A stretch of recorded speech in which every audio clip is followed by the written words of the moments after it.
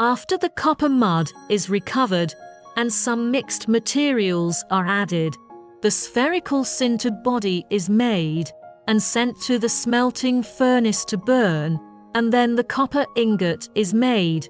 The shape of the ball can also be changed, commonly round, but also square and rectangular, which can be controlled by the roll model.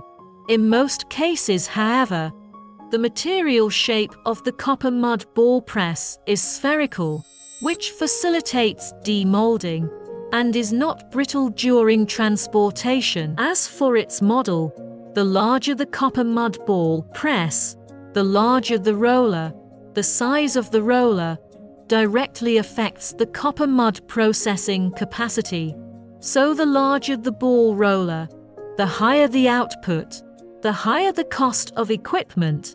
The ball size of the copper mud ball press can be carried out according to the industry standard. If there are special application requirements, the user can customize the sphere size to the manufacturer.